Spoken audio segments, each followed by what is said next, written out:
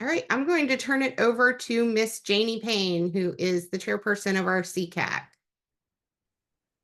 Good afternoon or good evening, depending upon where you are. I'm Janie Payne, and I'm the chair of the SECAC, and I want to welcome. I'm so excited to have so many parents and caregivers here with us tonight. So getting us started first, we're going to hear from Dr. Judith White, who is the Chief Academic Officer for Prince George's County Public Schools. Dr. White. Good evening, everyone. It is a pleasure to be with you this evening. I want to just thank you for advocating for your scholars. We invite this evening because we really want to hear your voice. As I work with my team, I continually talk to them about scenarios that we hear from the ground, from our families. And so having this opportunity to hear you, having this opportunity to allow you to share your thoughts with us, know that it only puts us in a position to get better. We are committed to listening. We are committed to taking your advice and to take your suggestions and to really think them through and how they relate to what we put forth in our district. Our office has the opportunity to do a lot of planning that we know we then turn over to schools for them to implement. Sometimes it's good for us to hear where that disconnect can often occur, and then just ways by which we can get better. So I hope tonight you feel free to share your thoughts and opinions with this group. I'm excited about the outcomes, and I'm excited about how we will use this information to make us better. Have a wonderful evening and an even better week. Bye-bye.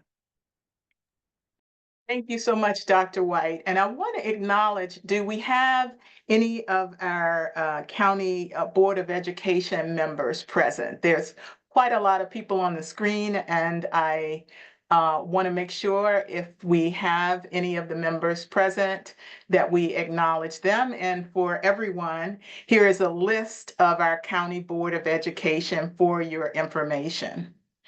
I also want to acknowledge the members of SECAC. And the members of SECAC are parents and caregivers, just like many of you, who volunteer their time to do the work of SECAC, which I'm going to talk about in a little bit to describe what that work is for you. And there's several members who are on the screen. And if you're here, if you could just wave so people can see who you are. We have Jamie Anderson Como, who is the vice chair. We have Frederica Favi, who is our secretary. Genevieve Janai, who is also secretary. We have co-secretaries. We have Jennifer Gegler, who is our treasurer. We have Ao Bello, who is responsible for outreach. We have Samantha Dawson Williams, who's responsible for communication, as well as Sarah Whalen, who is responsible for social media. So welcome to our SECAC board. What I'd like to do is to turn it over to Trinell Bowman to introduce the members of the Prince George's County team. And Trinell is the Associate Superintendent for Special Education for Prince George's County. Thank you so much. So we could not put on an event like this without the collaboration of many offices across our district. So I would like to acknowledge that from our Equity, Diversity, and Belonging Office, we have Mr. David Reese, Marcin Richardson, and Stephanie Bailey. From our technology training team, we have Megan Ilrich, who will be helping behind the scenes with our technology. From our Special Education Family Support Center, we have Marcy Torshin, Yvette Young, and Angela Samaron. Additional team members from the Department of Special Education is Karen Andrews and Michelle Blakely Tuggle. So thank you all for being with us this evening.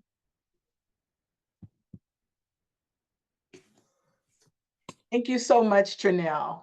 So as I mentioned, I'm going to talk a little bit, and when we structured this town hall and thinking about the agenda, it really is about listening. So we're not going to do much talking, but there were a few updates that we wanted to share with our parents and caregivers that we thought was important, and want to talk a bit about the role of SECAC. And that's what I'm going to do, and then I'll turn it over to Marcy will be next to share her update. So, and Marcy, I'm gonna, you're advancing the slides, is that right? Yeah.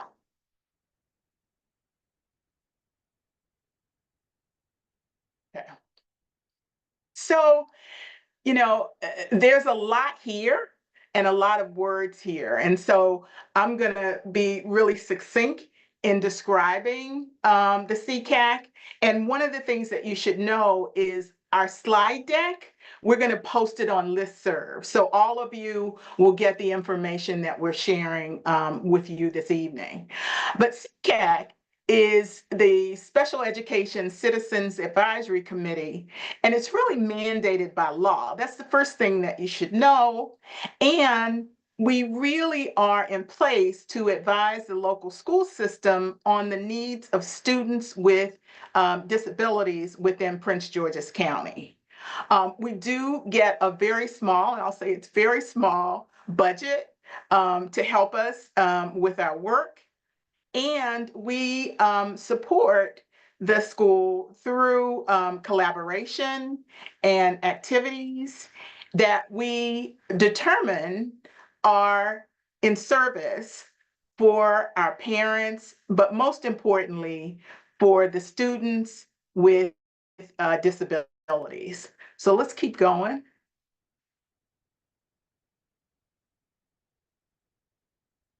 I think this is the essence of what's important for you to know about SECAC.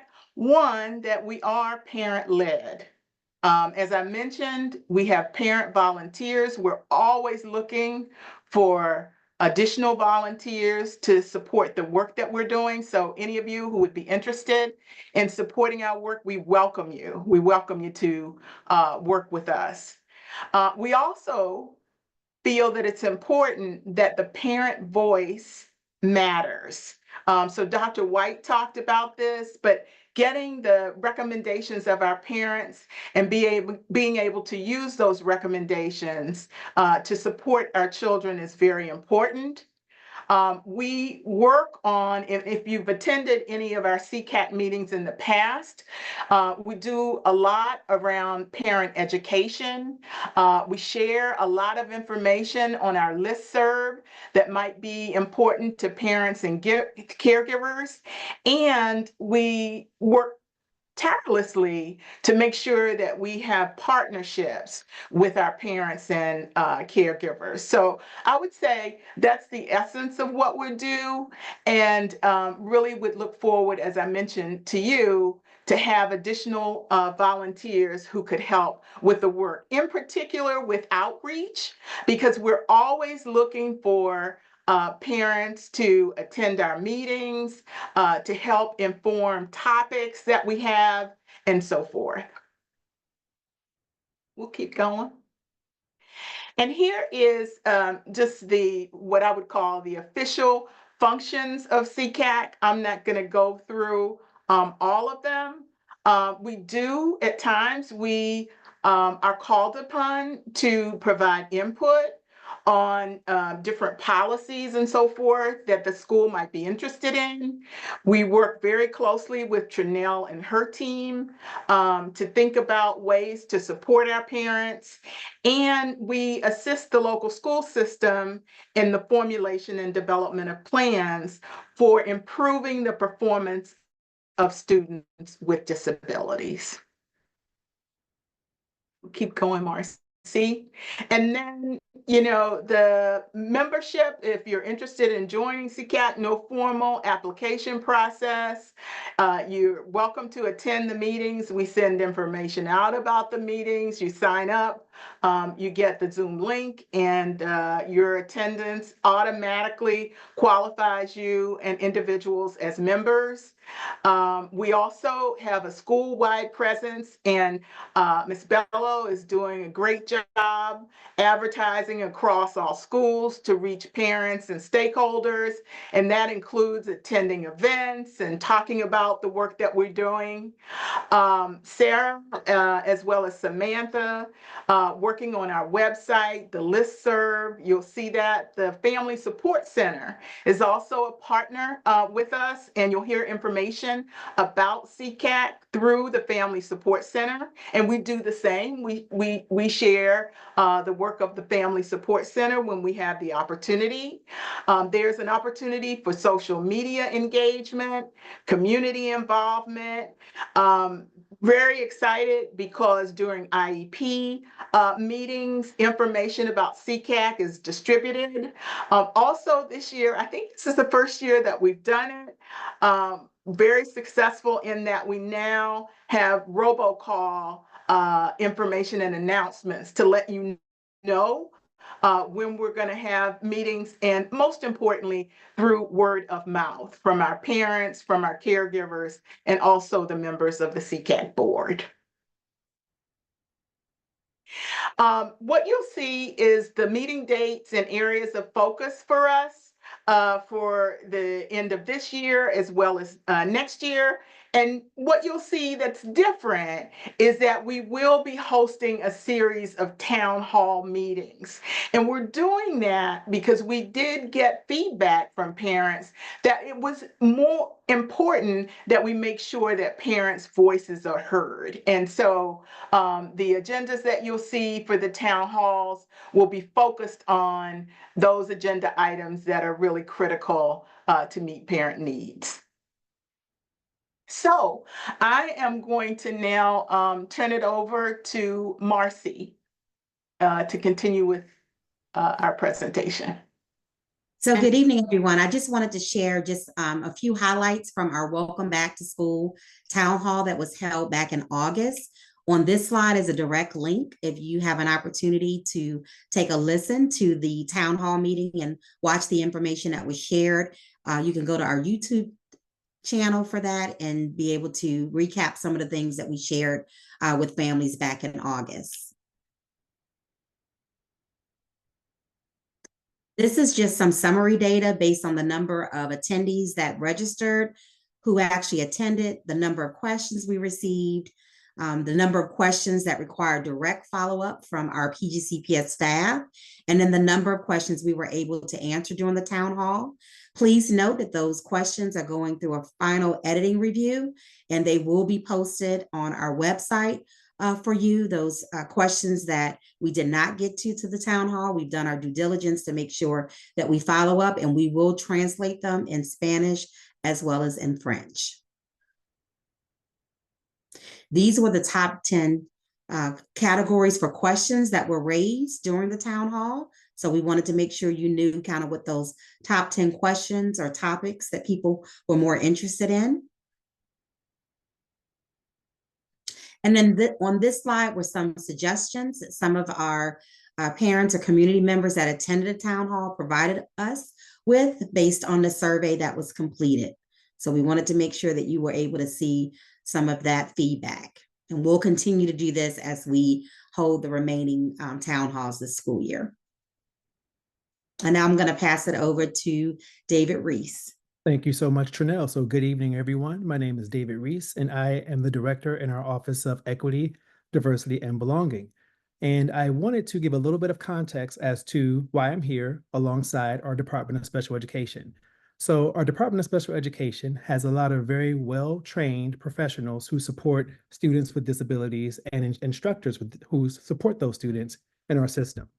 My office has the responsibility of doing equity professional learning for everyone in the system. And equity professional learning really means anything that supports people learning about marginalized populations in our nation. Every year we get to have a focus area, and this year our PGCPS focus area for equity is students with disabilities. So with that, we had the opportunity to provide professional learning experiences to all 18,000 employees about this very important topic, which is why we're all here tonight, to figure out how better to support students with disabilities in PGCPS. So a couple data points. Of our about 130,000 students, roughly 16,000 of them are students with disabilities. And a point of pride for us in PGCPS is that about 73, almost 74% of our students with disabilities receive education in a general education setting. This percentage actually exceeds what the state requires, and it's a point of pride for us. And at the same time, since more of our students with disabilities are receiving education in the general education space, we have to do more to ensure that all educators are prepared to support students with disabilities in a general education classroom. And you can see on the right that we have a list of the disabilities that are most prevalent in PGCPS. All right, so if you were here last time, you saw an overview of this chart, and I'll quickly just kind of lay out what it represents. So we've had two distinct moments to really engage all staff members to have learning about what it means to be a student with the disability in PGCPS and what it means to be a family supporting that student in PGCPS. And you can see that we had an open to all staff, an opt-in learning session that was the superintendent's equity learning series in the summer. And then we had a day of reckoning or a day of awareness on the 16th of September, where just about probably 75% of our staff members all participated in the equity professional learning that I'll talk about momentarily. And we're still working with those other groups of personnel who are not at work that day to ensure that they also have the same experiences. So here's a little bit of what people experienced, and I'm not going to read everything on the slide, but from my office's perspective and from the perspective of the Department of Special Education, nothing matters more than the voices and lived experiences of the students with disabilities and the family supporting them.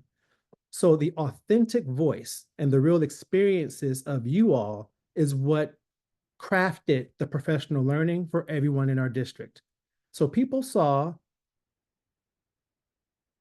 3 different families talk very directly to the system about what was working for them as they were supporting their students and what PGCPS could do better to make sure that we were meeting the needs of their children. We heard from recent graduates who talked about their experiences in the Prince George's County Public Schools and what they received. And then we heard from staff members as well. So it was a really powerful day where people's real stories kind of set the tone for the current state. And we learned a lot about some really, really high points and some areas where we know we need to get better. The main reason why we're here tonight is to continue to listen to you all, to hear more from families around your experiences so that we as a system can get better together.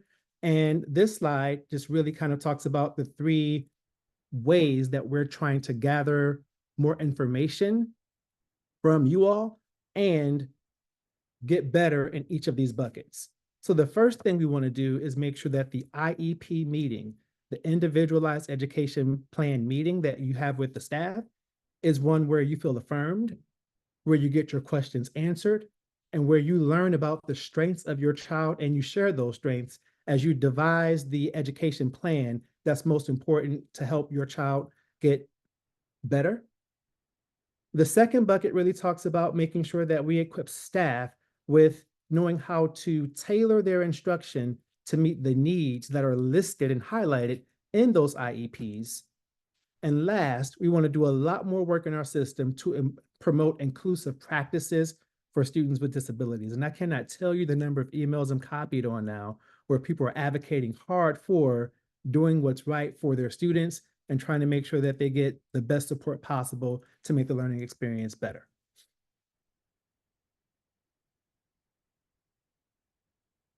And with that, I'll turn it to Marcy, who's going to give us some context around what's about to happen as we listen to you all more this evening.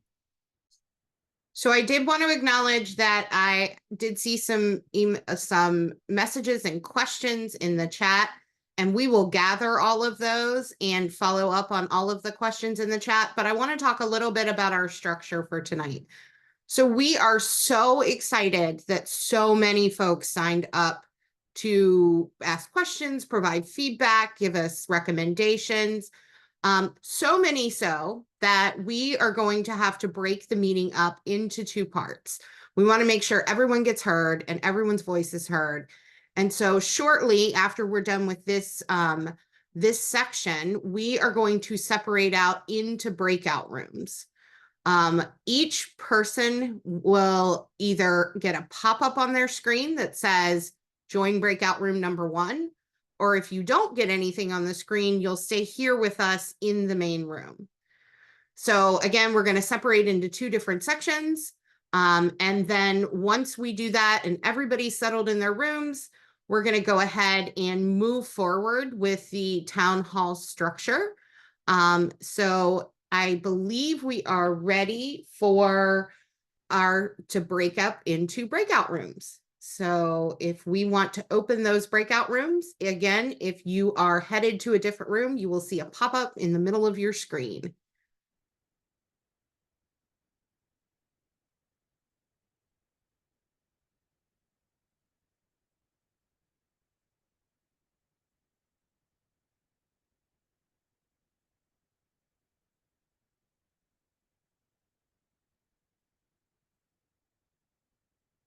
Good, I see lots of folks joining the breakout rooms.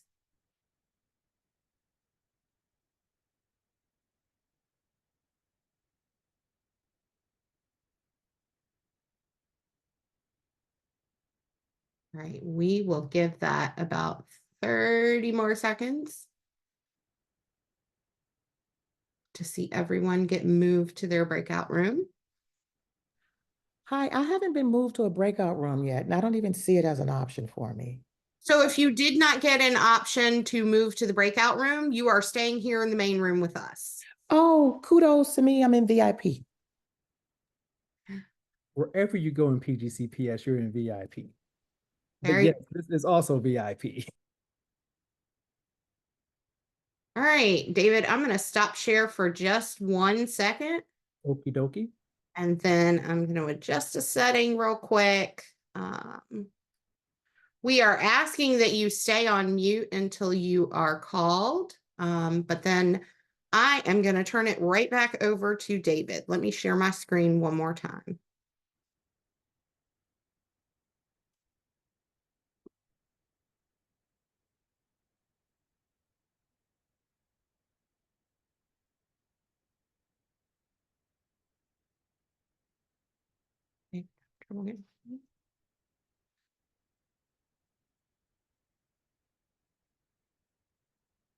All right, David, if you are ready, it is on to you. Awesome. So because I like to bring a little levity to the space, you might hear a dog snoring next to me right now because I'm at home. So that's my dog Parker, who's right next to me, and she's taking a nap. So I want to go ahead and talk a little bit about our structure for the town hall meeting tonight. A few moments ago, you heard me say that constituent voice, or the voice of families, is what matters most. And that's why we're here this evening, to spend time hearing directly from families about whatever it is that you have to say about your experiences in PGCPS. So the slide says that the town hall tonight will be structured as a listening session to hear from you. We will have note takers for tonight's town hall meeting who are taking notes by hand around what you're saying, and we're also recording what you are saying so that we can put together a report of the questions and that people have and the statements that people make. And we will provide that report back to everyone in a very public format. So for the rules, each person will have 2 minutes to provide their feedback or recommendations to PGCPS about special education. You can share whatever you want to share in terms of your recommendations or your feedback, but because we have so many people tonight, we had to actually break into 2 different rooms to make sure that we can hear everyone's voice. and we're limiting to 2 minutes to make sure that we get through everyone. If you want to provide written feedback, you can see an email address there, jhflc@family family support@pgcps.org. You can also send things there.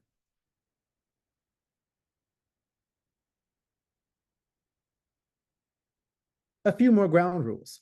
We ask that you, where possible, refer to people by their title. So as opposed to saying David Reese, say the principal of whatever the school is. And that way we can give people some level of privacy as we're talking about issues. And the same thing goes for your child. Try not to use their direct names. And we're going to ask that we refrain from using vulgar remarks, using inappropriate language, or making personal attacks against anyone.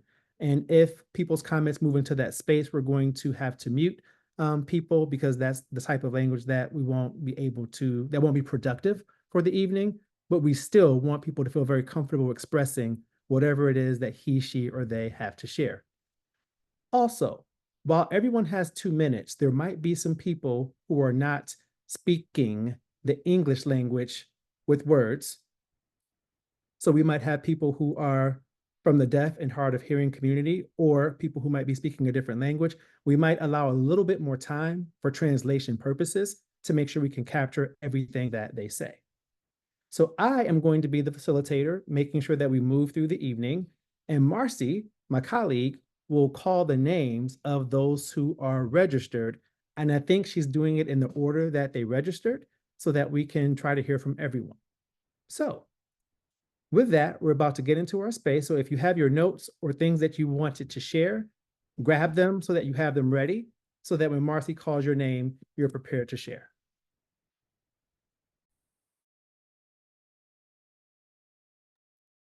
All right, so the first name is Miss Alicia Baines.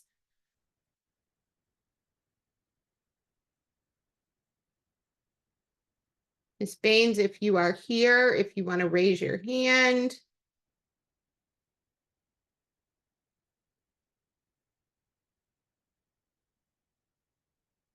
I don't see Miss Baines in the participant list. Great, we're going to move on to Miss Sarah Byrne.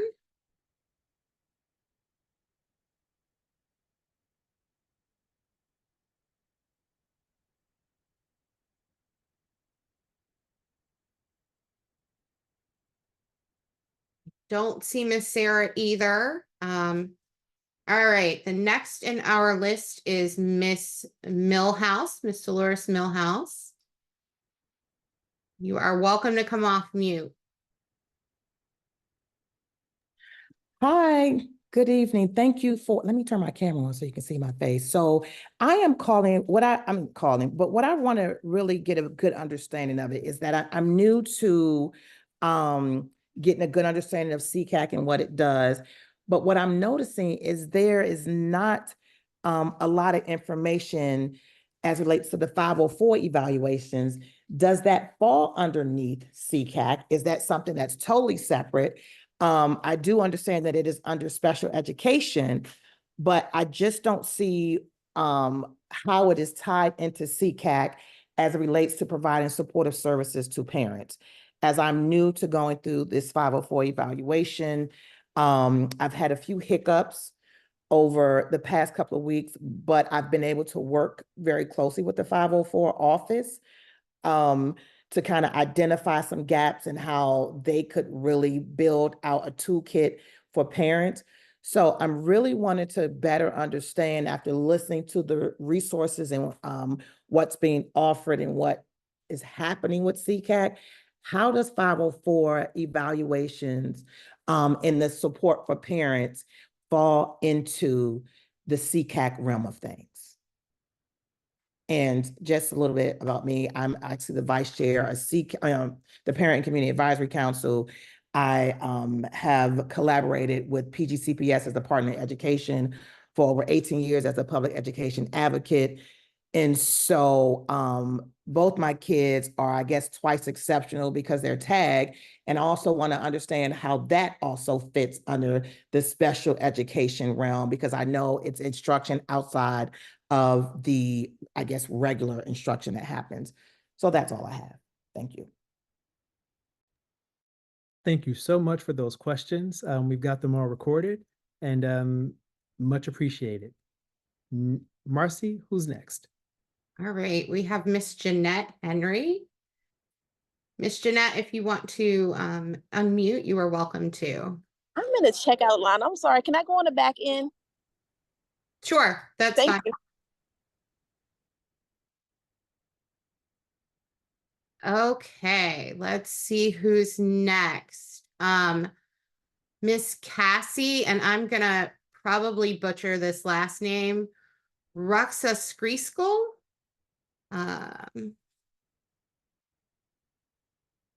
Miss Cassie, if you want to raise your hand or come off mute, you are welcome to do so.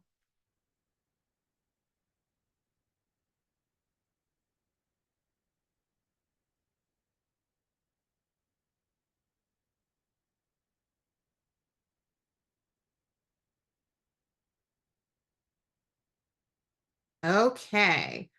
Don't see Miss Cassie in the meeting. All right, Miss Paula Dixon. If you want to come off mute, you are welcome to do so. Oh. Can I actually ask a question about the format first? Yes, absolutely. We're not supposed to talk about our specific cases because that's all I have to talk about.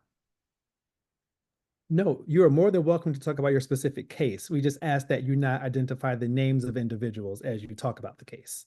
Oh, okay, perfect. Then I'm ready.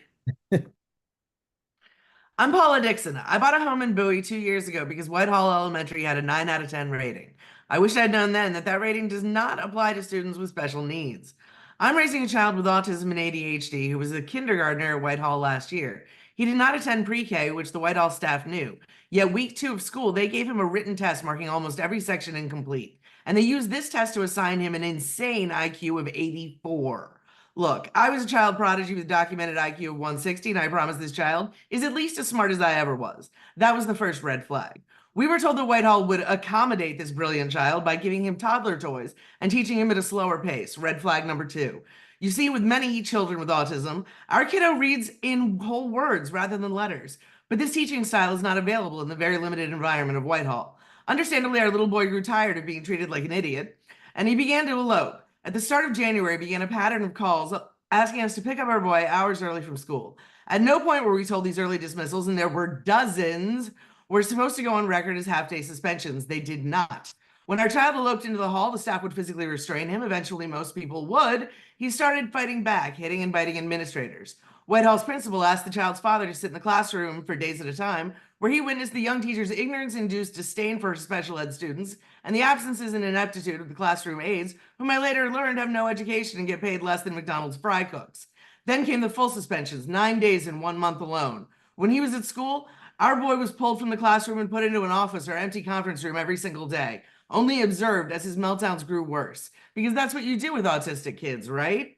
After a behavioral plan was put into place, Whitehall started letting our child elope outside of the school itself. By admission of Whitehall's vice principal, at least twice, our 5-year-old autistic little boy was allowed to cross the road alone. Our child was traumatized by the staff at Whitehall, who have no business working with autistic children. But the real crime is that he was taught nothing in his time there. Paula, thank you for your words. And I just want to make sure that as we're sticking to protocol, we're not responding to what people are saying, but do know that your words are impactful. We're hearing everything that you all are saying and taking notes. Marcy. Thank you, David. Next, I have Miss Teo.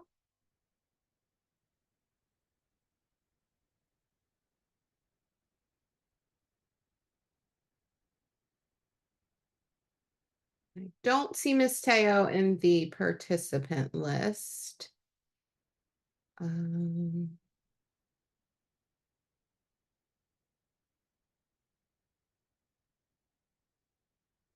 All right, next I have Senora Montesinos.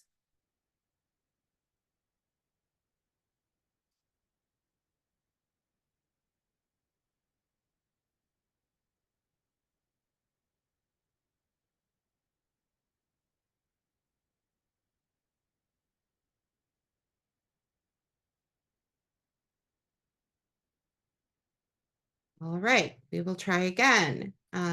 Senora Quintanilla?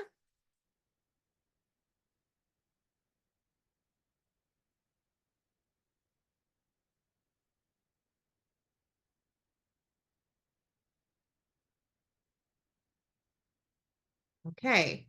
Senora Esquinta?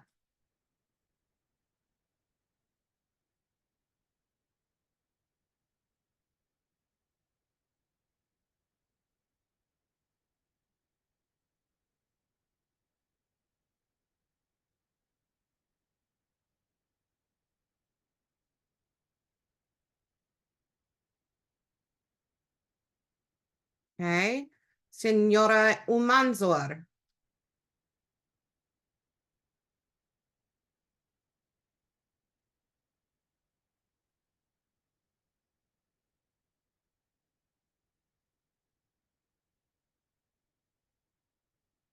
Okay. Senora Granados?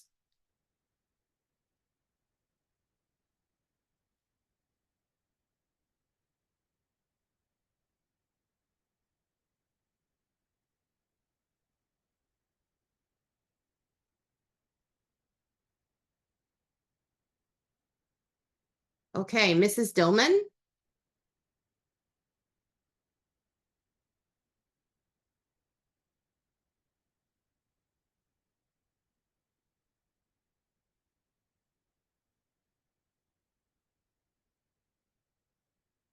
Don't see Mrs. Dillman. Mrs. Tart?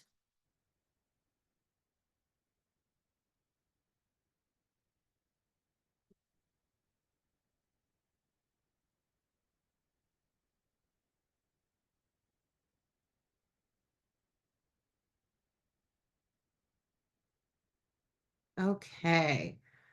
Mrs. Odom O'Neill? I did see that name in the participants, so give me 1 second.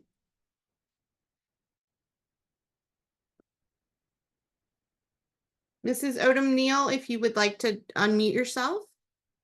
Thank you, Marcy. No questions at this time. Great, thank you. All right. Ms. Duggar.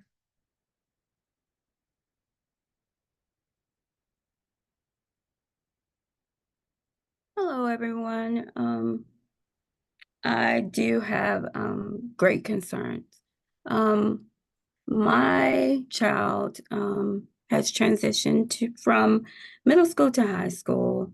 He is in the CRI program. However, that program isn't a great fit for him because he, even though he has a learning disability, he is not in the right environment for him to learn. And I just have a problem with there not being a proper space for those students that are not yet ready to go into Gen Ed, but are above what CRI has to offer.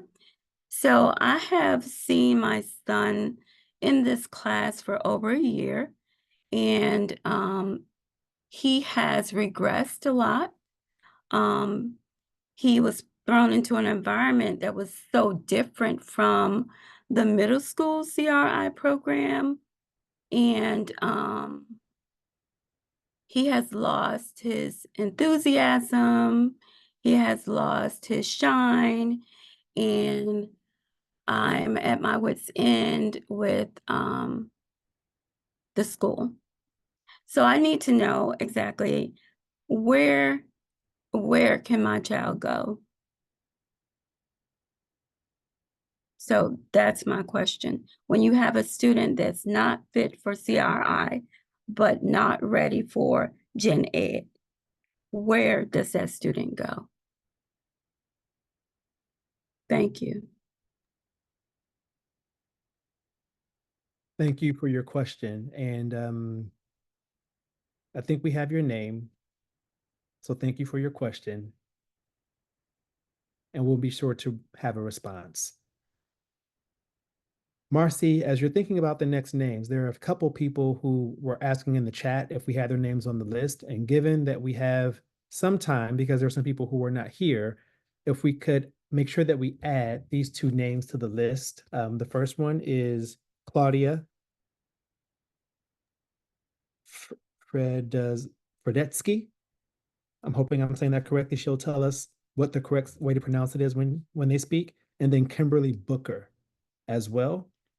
And because I am the equity office, I just have to name that whenever you said Senora, I noticed that those folks were not present. And I'm wondering what kind of outreach we can do to make sure that people know that they can show up, there's a space for them, and we want to hear what they have to say.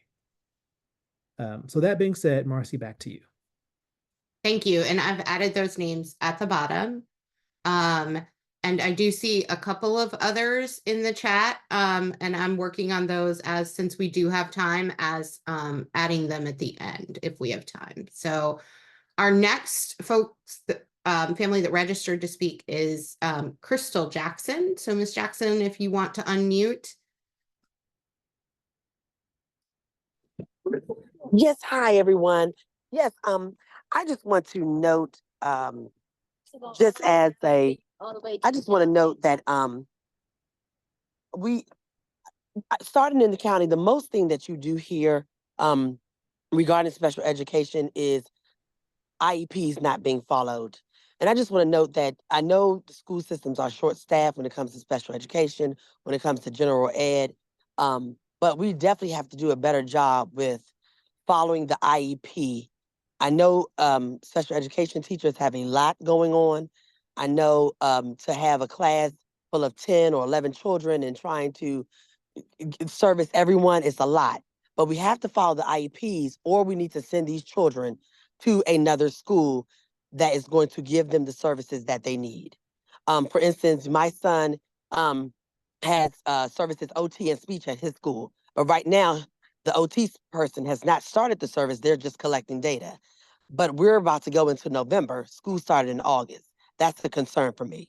So I definitely want to have that notated. I also want to notate too, before my 2 minutes is up, that BCBAs and RBTs should be allowed to collaborate with the teachers in the classroom.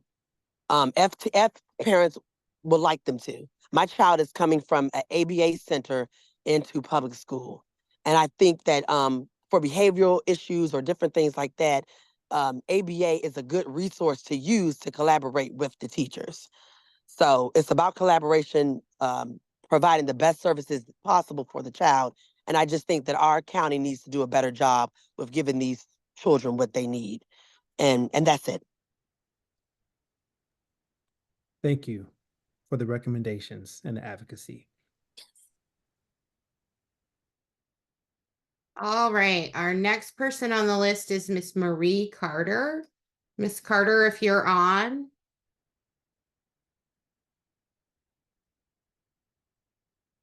I don't see the name in the participant, so if you're on, please raise your hand.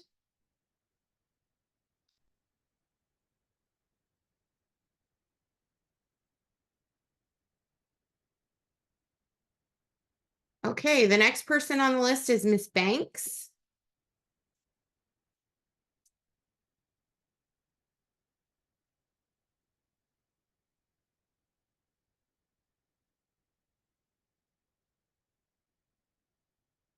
All right, the next person on the list is Miss Savis.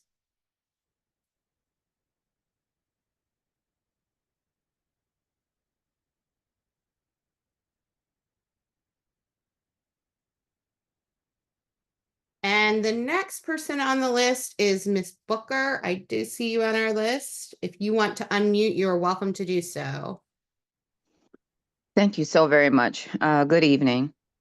So my grandson is a student at J. Frank Dent. And I think that we are tiptoeing around the grade that the special education system of Prince George's County would receive itself as a whole. Even this forum, I've never attended a town hall where people just voice their questions, and then those questions are noted. But for the sake of the town hall, those questions are not answered nor addressed. And I would imagine, Mr. David and Ms. Marcy, you may not be the ones with all the answers, but this is the very first time I've ever attended a town hall of any sort in this fashion where there wasn't leadership that could answer or address or begin to address any of the concerns of the parents. I am a grandparent. Now, I'm a live-in grandparent with my grandson. And this is my question to you. With my grandson needing speech therapy and occupational therapy, he is only receiving 2 hours total per month when he literally needs 2 hours a day. That is how much of a challenge his speech is, even to his comprehension. How in the world is the county planning on addressing this shortage countywide? And where does my grandson need to go so that he can get a fair and equitable education if Dent and the special education coordinator there cannot provide it? And this is off of an IEP that is almost 2 years old. He's 7, so there's still time to turn it around. I need to know because I want him out of that school. It is not giving him a fair and equitable education at all, nor is it doing it for the others. Thank you.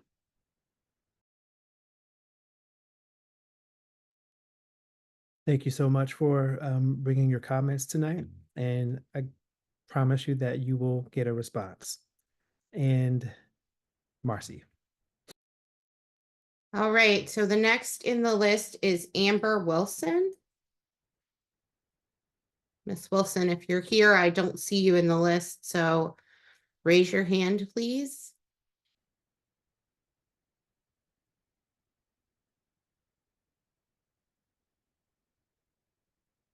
Okay, the next in the list is Miss Tanisha Wooten. Good evening, everyone. Thank you for the opportunity to speak today. My questions are, what system is in place to hold PGCPS accountable to stay in compliance while addressing 1, Maryland State Department of Education complaints requiring compensatory services? 2, ensuring that PGCPS HR is ensuring that special education teachers are holding a valid state certification? Or even 3, train these teachers who are violating our children's civil rights. Data on these areas of incompetencies should be tracked to focus on how to improve PGCPS special education program. Many of these complaints go unaddressed.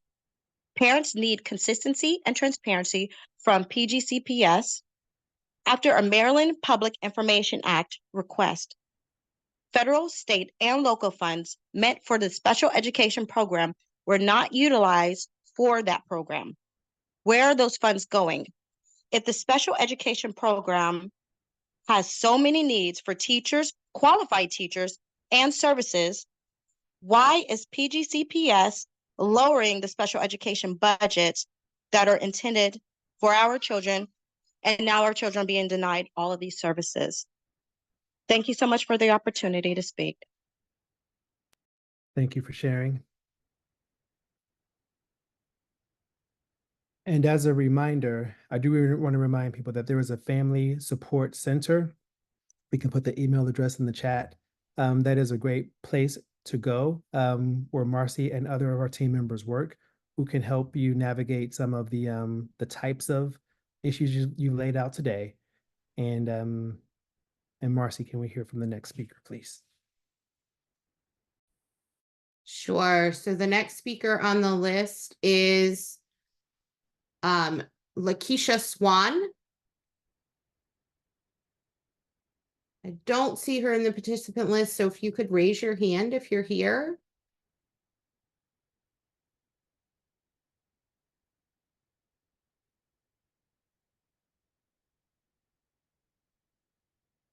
Okay, the next speaker on the list is Miss Jane Johnson. Miss Johnson, if you're here.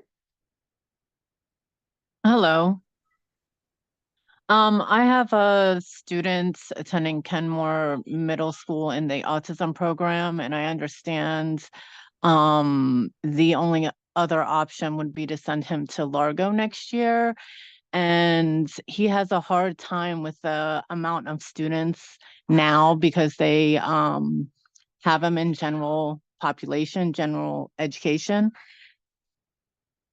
And I just want to know what my other options are.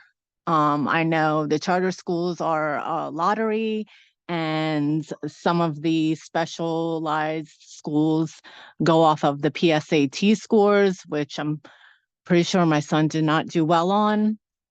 So I want to know, what are my other options? Is Largo the only option I have? That's all.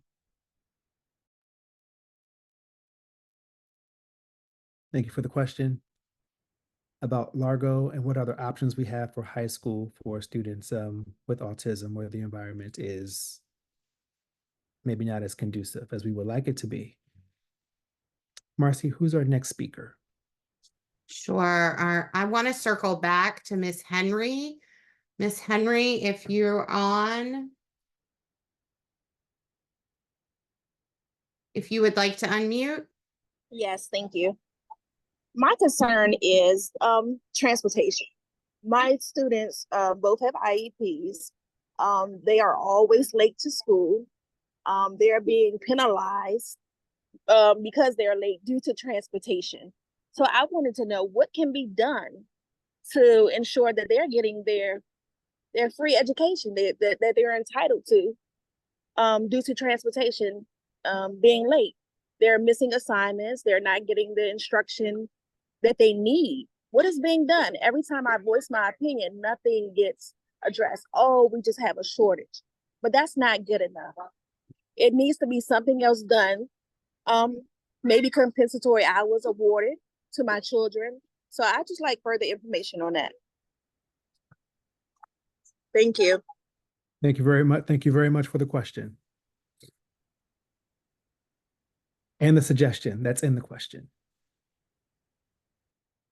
All right. Our next speaker is Miss Claudia Fredetsky. If you are welcome to unmute. Okay. Yeah. So this is about child find. Child find means that school districts and states have the responsibility to identify kids with disabilities. My son started school in Brooklyn, New York. He was identified as potentially having a disability. Then we sadly moved to Maryland, Prince George's County. We were told we don't do this here, and his grades are too good. So nobody referred him for an evaluation ever. In high school, his grades started to decline and decline. And he's 18 now. In high school, it's too late. He was just diagnosed with autism spectrum disorder. So I decided to do, because I'm kind of a researcher, to do some deep dive into the data.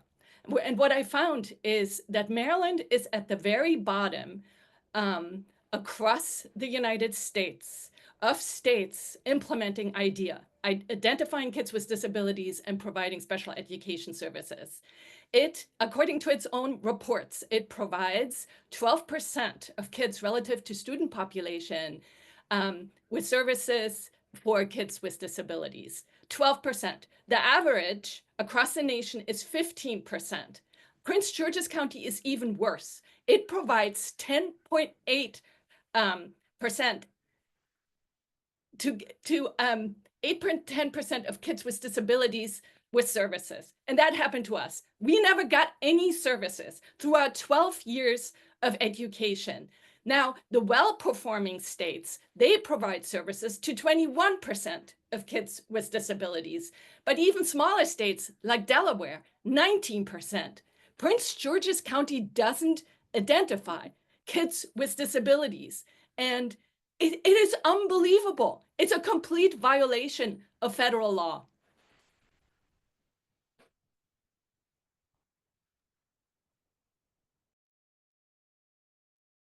Thank you, Claudia, for the data points the information and the advocacy. And I understand. Marcy. All right, so the next person on the list is Miss Melissa Blodgett. Miss Melissa, if you would like to come off mute. Good evening. So I am a parent and grandparent now, but do not have students in the school system. What I do is I'm the IEP facilitator at Samuel Ogle Middle School. So I just wanted to come on and let parents know that I'm here to listen and take what I'm hearing and the information back to my school, my team, and know that these are your concerns, and we want to make sure that as the job that I do, we address your concerns, and so we're listening.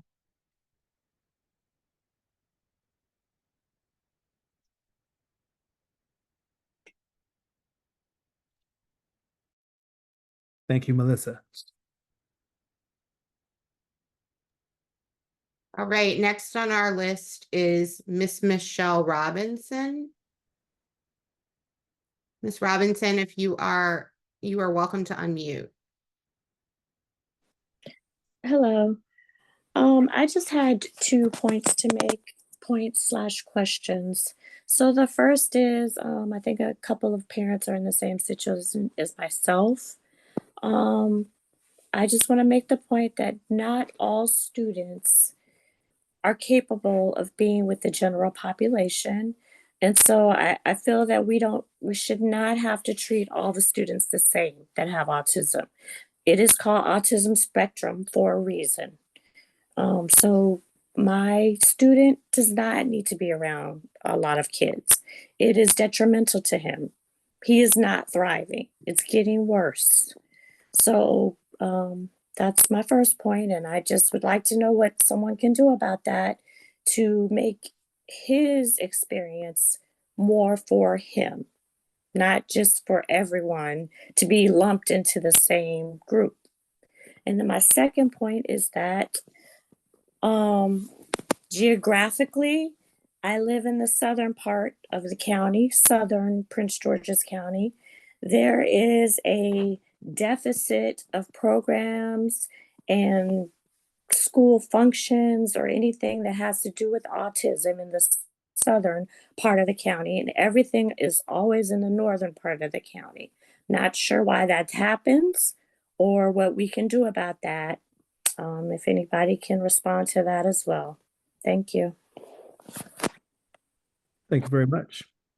Around geographic diversity and equity of resources. Marcy, I knew we were adding some people to the list. Roughly how many do we have? How many speakers do we have remaining? So we have 2 remaining. Thank you. Yep. Our next person is Miss Teresa Smith.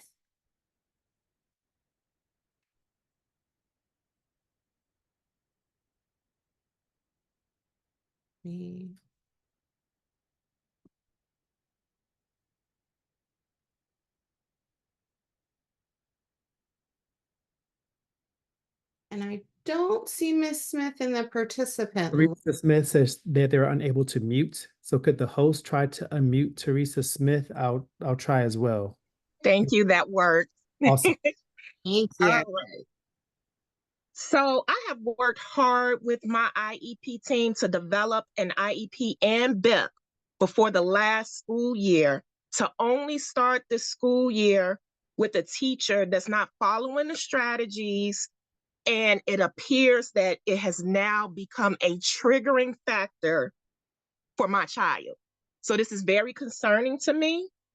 And additionally, I'm being perceived as that parent, whereas I'm simply advocating for my child as well as others within this county. So that's the main concern. The questions that I have is, or perhaps I'm seeking additional information on, is understanding more about the staffing guide for specialty programs. Specifically, I would like to know how paraprofessionals are incorporated into the staff list for the schools, And I also would like to know, are they the same as aid? Can a school team just hire a paraprofessional versus the IEP team having to advocate for an aid for a student? Then I wanted to know more about professional development. Are there any trainings focused on when students have sensory needs and how the teachers are responding to those? And then the last thing is just having a general concern about the proficiency levels of the staff. That's a general thing, but then specifically to those that are assigned to my child. That's all I have. Thank you. Thank you very much. Thank you very much for everything. And did we get the school? Did you name a school? I want to make sure that I caught it if you did. And if you didn't, that's okay. All right, probably back on mute and got it. So maybe you could put that in the chat. Thank you. Marcy, was that our last speaker? Nope, we have one more. Yeah, one more speaker. And I know that the other room has now joined our room, so we're all congregated back together. So Okay. after we hear from our last speaker, who will be able to speak to everyone, we will then continue on with the entire group. I do see someone in the chat, David, that said they had registered to speak, but we had not called on them. So we actually have two. Perfect. So first, we have Devin Duggins. Mr. Duggins.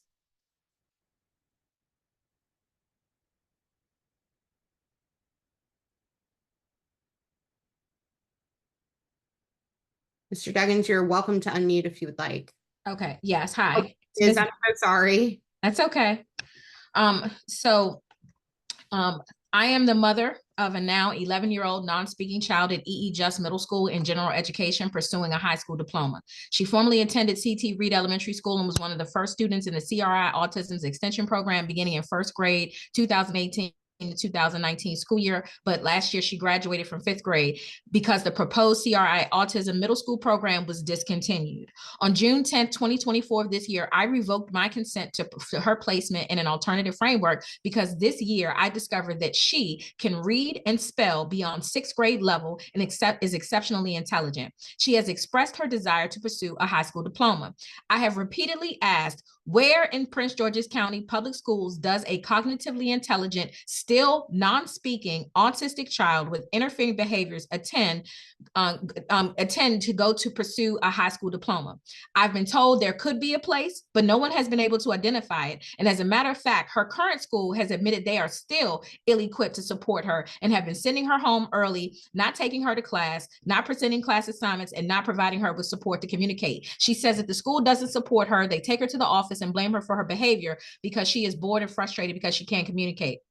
I've also asked for new assessments and none have been scheduled. Now I'll read a letter from my non-speaking daughter wrote to her IEP team. I am trying very hard to get an education, but it's been difficult because no one believes in me except for my mom and grandma. I am not serious enough for this school. You want me to sit still all day, stay in my seat, and that makes me sad because I'm not a sit still girl. I like to move around and be free, but here I have to be under supervision the whole day and I just want to go home. If I could design my own classroom, I would have a trampoline in the corner for me to jump on while I'm listening to the teacher teach me about math and science. I would take lots of breaks because I get bored easily and like to do other stuff like play with my friends. I want my teachers to understand I'm really smart and know all the subjects because I listen very hard to everything they teach and I answer in my head all the questions, but I want you to try to see me and don't think I'm not capable. The only thing I ask is that you're always attempting to see me for who I am, a girl who wants to be the best out of my life, and that's why I want a high school diploma so I can decide for myself what I do with my life. Thank you.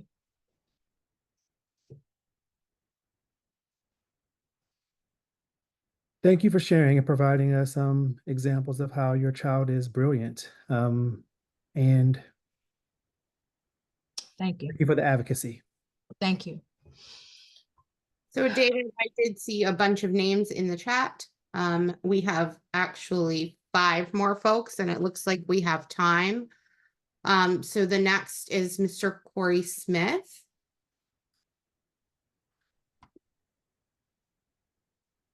Corey, if you'd like to unmute, you're welcome. Hi. Thank you for the assistance. I couldn't unmute myself. My question is really quick, I promise. PGCPS, contracted out the after school program at schools. So we have after school programs in our schools that our children cannot attend. Alpha Best Education specifically is one that has said that they cannot accommodate my child in their after school program. And so I'm wondering what other alternatives PGCPS has, so that parents can continue to work in the afternoon when their kids get out of school, specifically elementary school kids when the kids' schools get out earlier. Thank you. Thank you. All right, our next is Miss Dawson Williams. Miss Dawson Williams, if you'd like to unmute. Here. Hello, everyone. Thank you for letting me speak. I have a few concerns I'm just going to briefly mention. So the first thing that we found to be an issue at our children's school is that we just recently learned that one of our special education teachers was not certified, and I'm not sure how to go about like what process we should go through to rectify that. But that's like a huge, and I was literally just found out like maybe 2 days ago. So that's like a huge concern.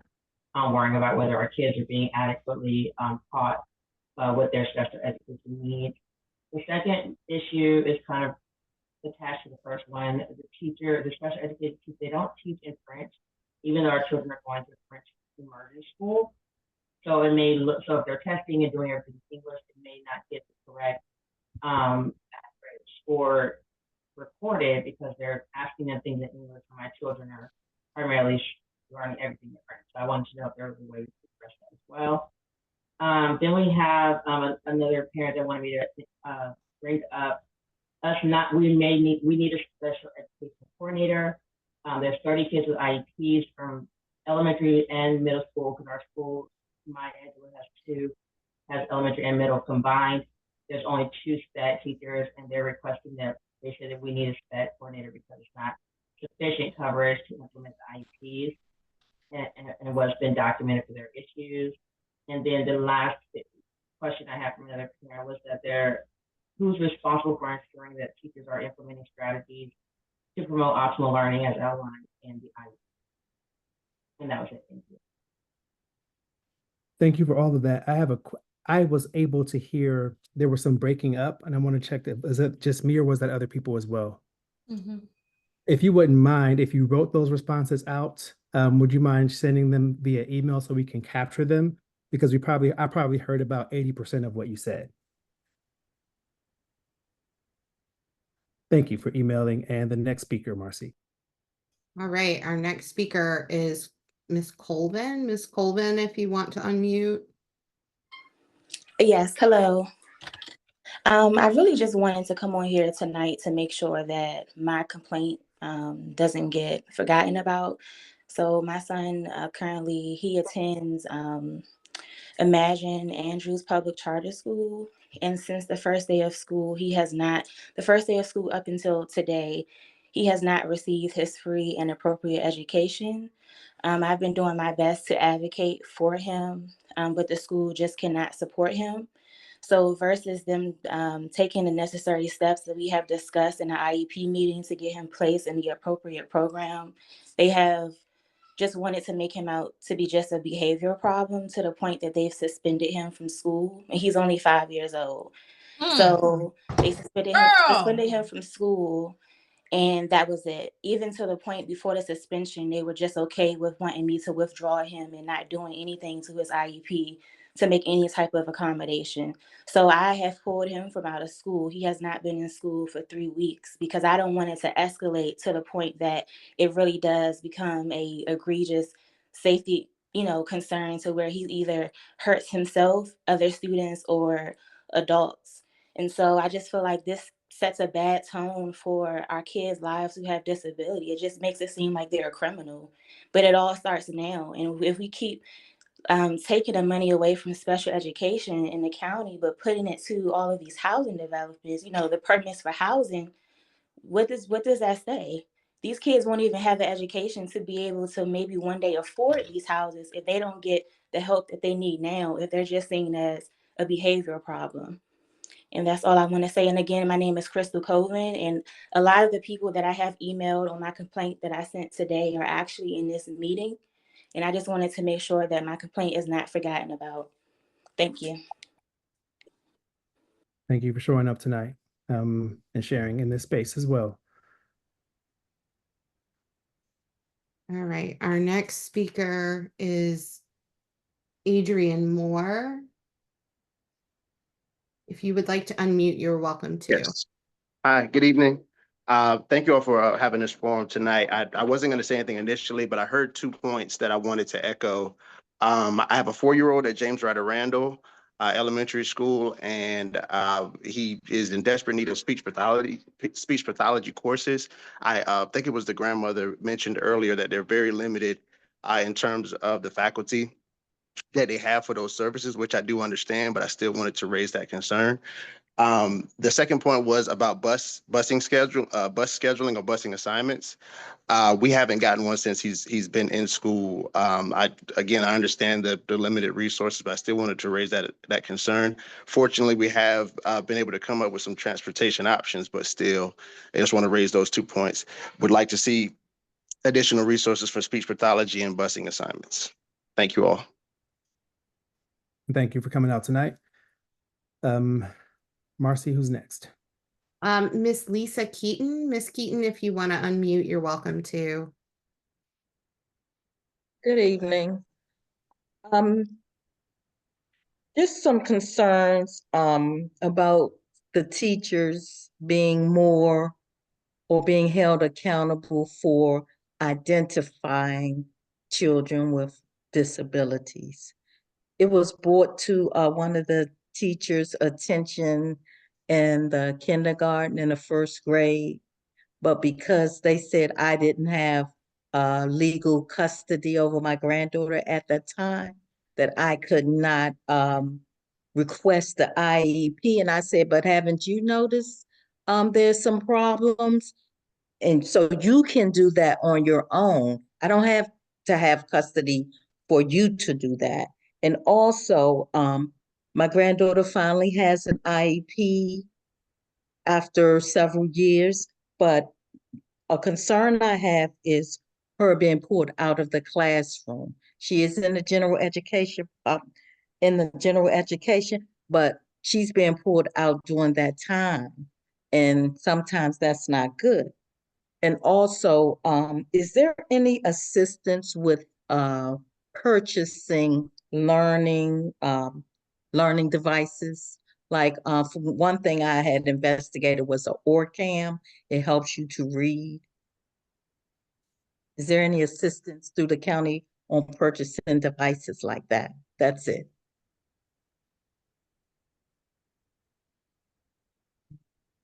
Okay, thank you for the question around county support to help people purchase what they need at home so that they can support their children and family members. And our next speaker, Marcy. Yes, Miss Swan, I believe we missed you earlier. So if you would like to come off mute.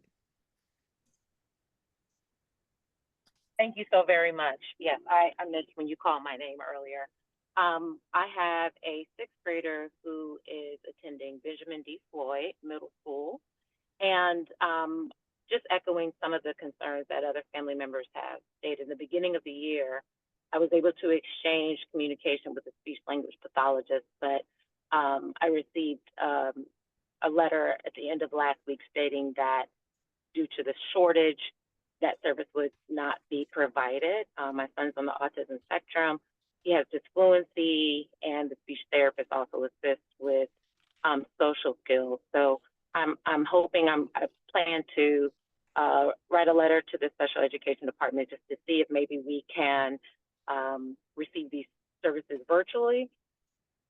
But again, just wanted to see if there were some other suggestions that the committee could provide for those parents who are missing out, for the students who are missing out on those services. Thank you. Thank you very much. And Marcy, I'm hoping that you have Alicia Baines and then Danielle Quander in the queue. If I could get myself off mute. Okay. I do. I have both of them on my list. So Miss Baines, let me, if you would like to unmute. Hi, Marcy. Hi there. So yes, my question is in the chat. It's about compensatory services.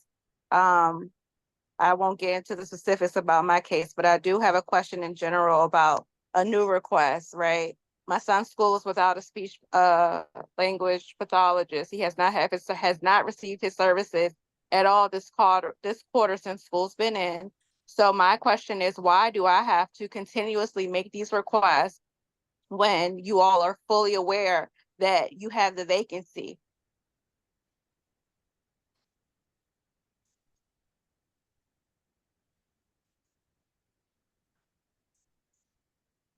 Thank you. Very clear question, team, around multiple requests for support.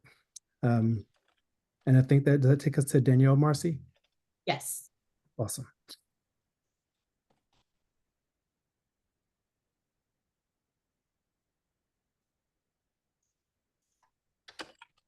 Danielle Quander, if you wouldn't mind coming off of mute. Able to. Okay, we got you. Okay, can you hear me now?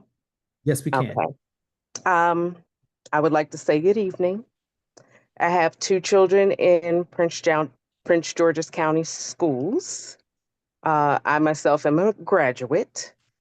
So I have noticed how things have declined over the years. I have a 5th grader who has just moved to a new school, who is in a classroom of 23 kids where they expect one teacher to address any and every student that has an issue. He is very hyper. So therefore, that, of course, does not bode well for the other kids that need to be educated in that classroom. As was stated earlier, we have a shortage of paraprofessionals and teachers. We have a lot of teachers who are going on long term to substitute for teachers that we don't have. I myself signed up to be a substitute teacher and have encountered that this is no atmosphere for our children. Obviously, some children do need more attention than others. And so the teachers should not be put in the position where they have to attend to one child who may be hyper because of autism all day while the other kids sit and wait and lose their chance to learn. I have a child that transitioned out of a charter school into high school this year. He is what they call, well,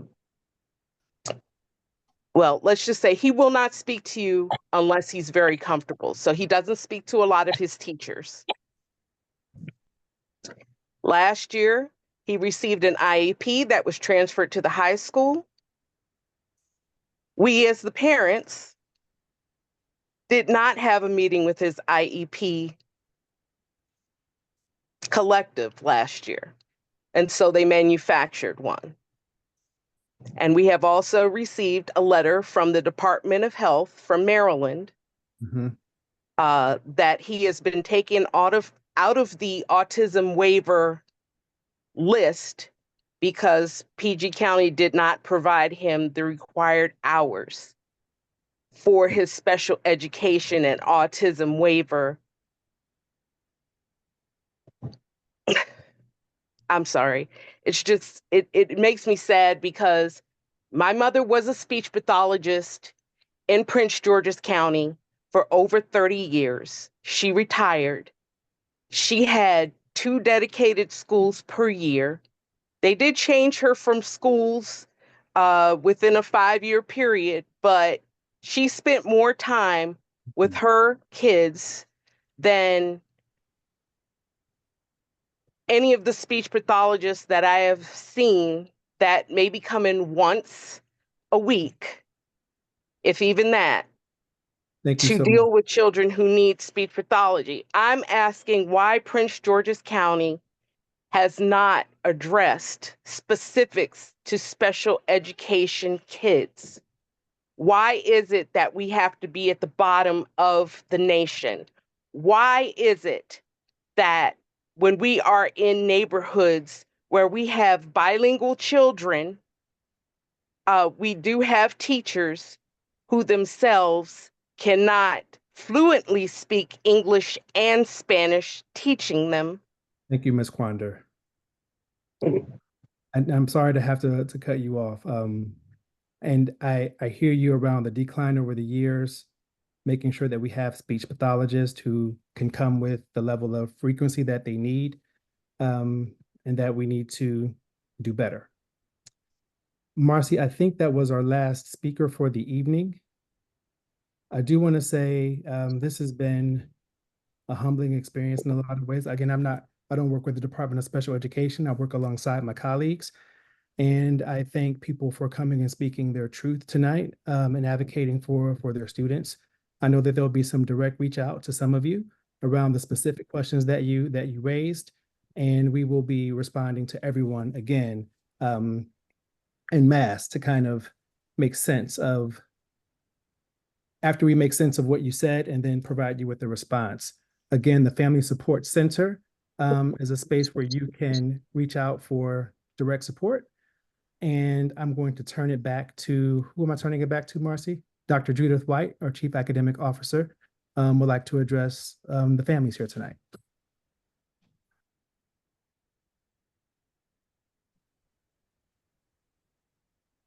Dr. White. Hi, I was stuck on mute. I just want to, I agree with you, David, of just it being humbling listening to many of the scenarios that you listed. What I did want to indicate is that when we had our first meeting, our team, and I think Trinell shared the data around how many questions. I want every parent to know that your questions will be answered. I have in my possession an FAQ that's probably about 25 pages long of all the answers to the questions that was raised then, that over the next week or so will get released from our special education office. I'll have an expectation from my staff tonight to reach out several names of parents where it's individual personal information that you share that we want to make sure that we follow up on and answer some of the questions that were generic to all. I respect 100% some parents saying, I think it was a grandmother that indicated she had never had an opportunity where she'd had listening sessions where we've listened. That is one of the modes that we do. But I can tell you what I know also from this kind of a town hall is that because some of the areas that you've raised are very specific in nature, it would have been really hard for us to go in depth, because then I want to know more. Okay, so then what happened? And so because that was the case was why I was listening, because we're listening for those broader themes, and then we're identifying who said or provided information where we can follow up with you personally. Know that this listening session was not an attempt to minimize what you've said, and it was not an attempt to have you voice your opinion and us not respond. But we want to give real due diligence when responding, which means we're going to take more than 2 minutes to do so. I just thank each of you for coming. Know that our team has 3 more SECAC meetings this year. I saw in the chat several of our parents who are advocates have advocacy groups, and know that we're working to put things in place to be better. We're working with our human resources team to try to work through scenarios with staffing. We're trying to be very strategic in how we look and be innovatively to obtain other staffing, because we know that your kids need to be serviced. It is something that we take serious. I've had 2 children to come through this system, and I do not take my role lightly. So I just want to personally thank each parent who signed up, whether you spoke or not, whether your story was shared or not. We also have a family resource center that if you need additional support, I'm going to ask my team to make sure in the chat that they provide the information for that family resource center, so that if you, after listening, really want to share, or you want feedback or a call, that we are able to connect you with someone if you didn't have a chance to speak tonight. Again, I just thank each of you. Before I'm an educator, I'm a mom first. And so I understand advocacy, and I take it very seriously. I hope you all have a wonderful evening, and now I'll turn it back over to my team. Thank you, Dr. White. I just want to, again, echo the comments by you as well as Mr. David Reese. and that we don't take what you're saying lightly, but we will address each of your concerns. And we do recognize that there are areas that we can grow and get better. And so we look forward to partnering with you and then following up on those individual cases. And I believe Janie is going to wrap us up with next steps. As Dr. White mentioned, one of the things that we want to be better about is with the town halls, how do we structure them in a way that best supports your needs? So if we could ask you to please complete this survey, which has been placed in the chat. If you could do that now, that will help us to think about the next town hall and how we can design that town hall to meet the needs of our parents and caregivers. So we're going to take just a few moments to do that. And then I'm going to close out with some next steps. And then this session will be closed for the evening. So Marcy, I think you are putting it in the chat. Yes, ma'am. And I also put the individual link for folks to contact the Family Support Center as well.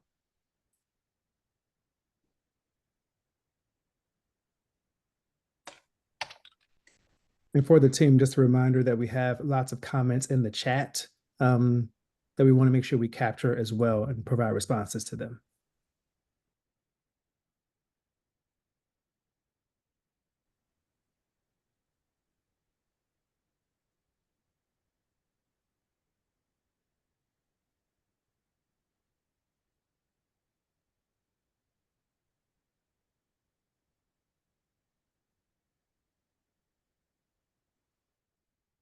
And Marcy, if you could give me just a thumbs up when you think the majority of the parents have completed.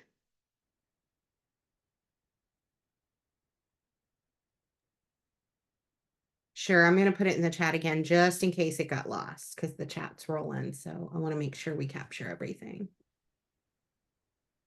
And I want to thank all of the school leaders who I see, our principals and assistant principals who are in the space tonight, listening and taking note as well.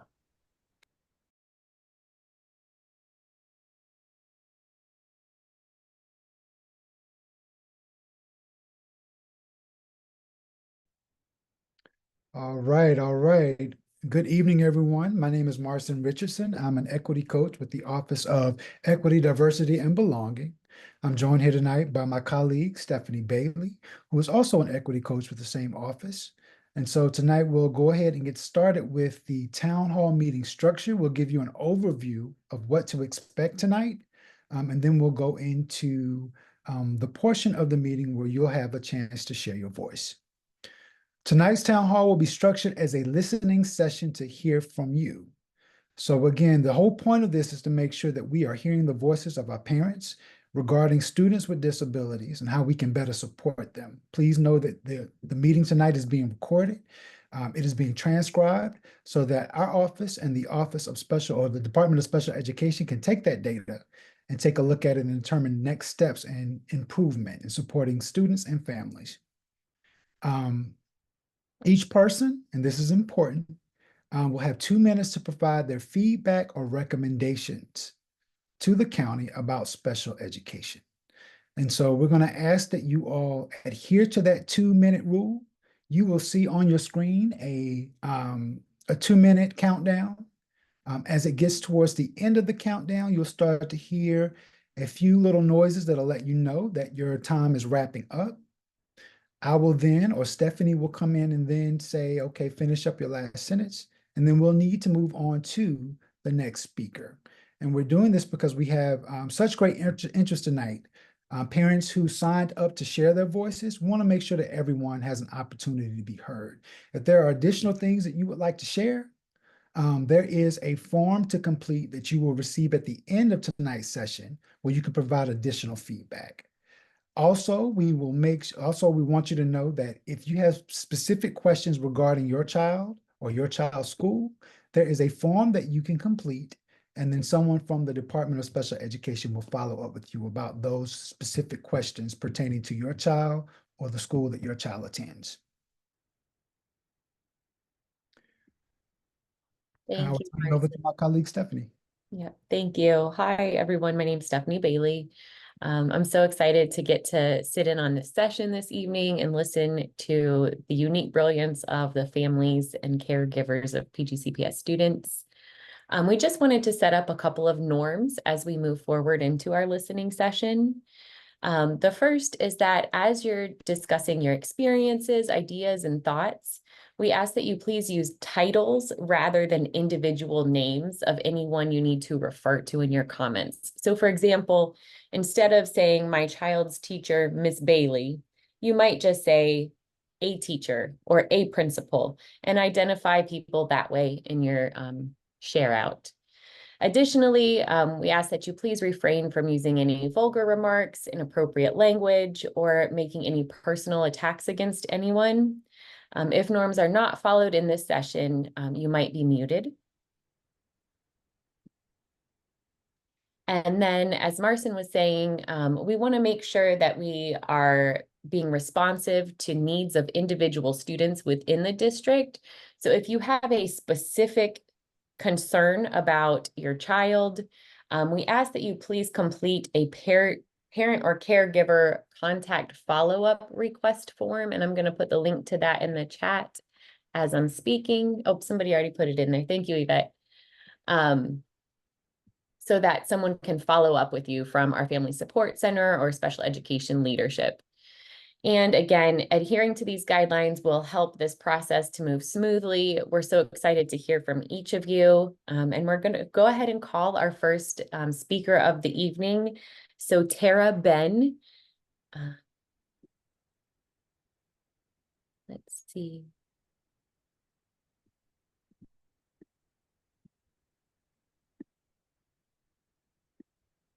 Marcin, I'm not seeing Tara on here. Do you see her or them? I do not. Tara Ben. All right. Do not see Ms. Ben.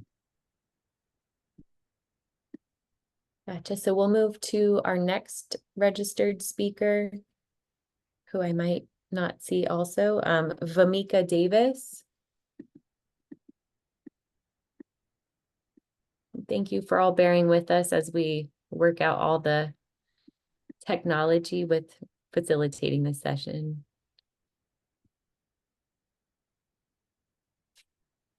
And just to kind of give you some, information about how we garnered this list, parents who wanted to speak tonight had an opportunity to register. So that is the list that we're using right now, those parents who registered. All right, I think the first name that I see on our list, who I also see in this session, is Charles McCollum. Charles, I'm going to ask you to unmute.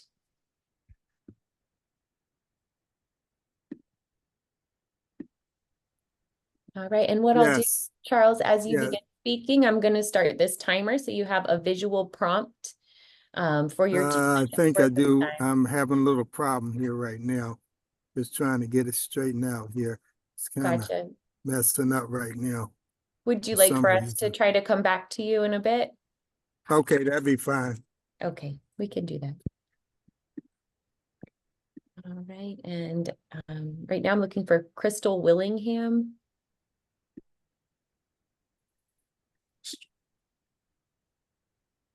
I do not see Miss Willingham. All right. Let's see. I see Yosaida Rojas Hinton. And Yosaida, I just hit the ask to unmute button. Can I just say one thing? If you need interpretation, please let us know. Si necesita interpretación, por favor, digamos. Thank you. Okay, do you guys hear me? Yes, Yosaida, I'm going to start the timer for you, and we're excited to hear from you this evening. How many minutes I have? 1 minute? You'll have 2 minutes. Okay, so I have a meeting back in May, and that meeting was not approved or satisfied me. So I asked for a report because I want to appeal. So I was called for another meeting today, and I can tell you that I'm very frustrated at this point, at this time. So I have another meeting coming up for a 504 or an evaluation. But before I go to this meeting, I would like to get in touch with somebody else away or out of the school. I need somebody to advise me. I participate a lot in the school and in the community. I do not want to seek for a lawyer or legal advice, but I definitely need somebody to guide me on what to do. I know that I'm frustrated and I'm very hurt and I don't know what to do, but I wanted to do what is right and I want to advocate for my child and I need support.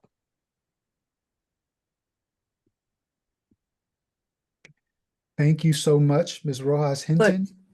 Excuse me, I'm sorry. This is my first meeting, so I'm not sure how it works. Could other parents sort of like respond to her? So no, this is just an opportunity for parents who registered to share their voices, and then we will respond and go to the next speaker. And so I will say to Ms. Rojas Hinton, thank you so much for sharing your voice. We appreciate that.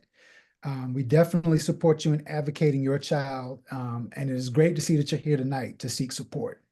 And so what we're going to do, there is a link in the chat. If you click on that, because it's a school and child specific issue, I invite you to complete that form. It's called the Parent Caregiver Contact Follow-up Form. Please I did it. Did you receive it? I did it already.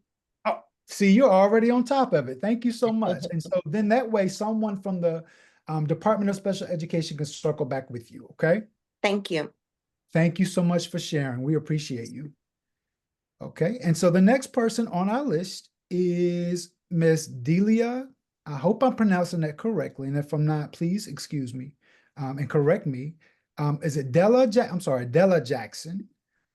Miss Della Jackson. I'm going through. I do not notice or see Miss Della Jackson. I think the next person on our list who I see in here is Monique Baha. Okay. Hi. Can you all hear me? Yes. Hi, Monique. I can hear you. Hi. I just have a relatively general question. I do agree that the staff, the teachers hired in the special education programs in Prince George's County are very highly trained. It's clear that they're trained and they know what they're doing. I have noticed, particularly this school year, this being a pretty early one for my child in particular, it seems like staffing is a thing. Is that something that you know, at the Maryland level, at the school district level, we're still working to combat? I just kind of wanted to see where we are with that, as far as what you all are observing in the staffing levels. Training, yes. Staffing, question marks.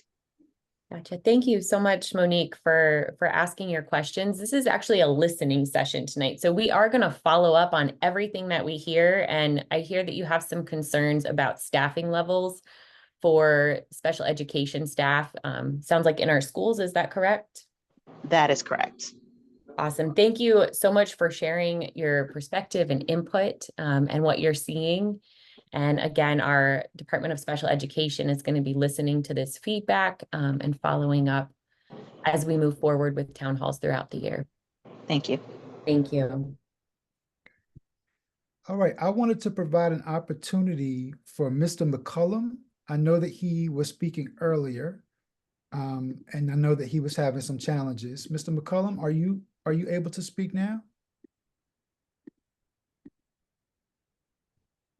Okay, looks like he's okay. I'm there now. Okay. I think I'm here now. You hear me? Yes, sir. We can hear you. Hello? Yes, we can hear you. Okay. I'm glad for this. I'm glad for this town hall meeting. I just ran across it, but my concern is just like the other lady said about staffing, but also, you know, the time frame of the testing and so forth, especially if you have a child that has dyslexia and the I guess third grade is a little challenging and having that problem as well. So my thing is trying to get everybody on the same page to make sure that we are getting the services that we need, but also just the timing and how far along do we have to wait on it, because this actually started back in April, and then it was promising in June, and then something happened there. And then I did see a memo back in October of the 4th. And then I made mention to who I was talking to at the time, saying that, well, we should hear something in 30 days because after that, we know something's not going to happen. And so it has started a little bit for the two testing and everything and other things, but we just wanted to know how much longer do we have to wait in between.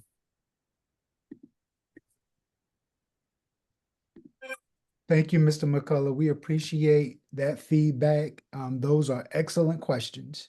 And thank you for sharing your voice. That is beneficial to us. Tonight is a forum for parents and caregivers to share their voices, to provide feedback. And so we're not necessarily answering questions tonight in that regard, but we can definitely take note of your question. And I ask that you complete the parent caregiver form with that specific question, and the Department of Special Education staff member will follow up with you with more information regarding your question. Thank you. And the next person I see on our list is Latasha Thomas. Latasha, are you able to share now?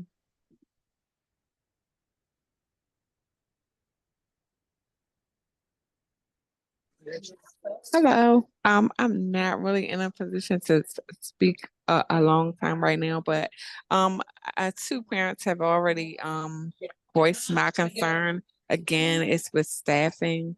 I know that last year my child was in pre-K and there was no issue. There was, staffing was available. He got the services that he needed. This year he's in a different school, but it appears to be, again, staffing issue. I am in communication with the coordinator there regularly, but it just doesn't seem to be the same level of services that he received last year. And it has been brought to my attention that staffing is an issue. Thank you, Latasha. We really appreciate your openness in discussing those concerns with us this evening and sharing that issue. Okay, no problem. All right, thank you so much. We're moving on. I think the next person on our list that I do see in the room tonight is Miss Amber Mukasa. Hopefully I'm pronouncing that correctly, and if I'm not, please let me know. Miss Mukasa, you are on. Thank you. Good evening. Thank you for having this forum.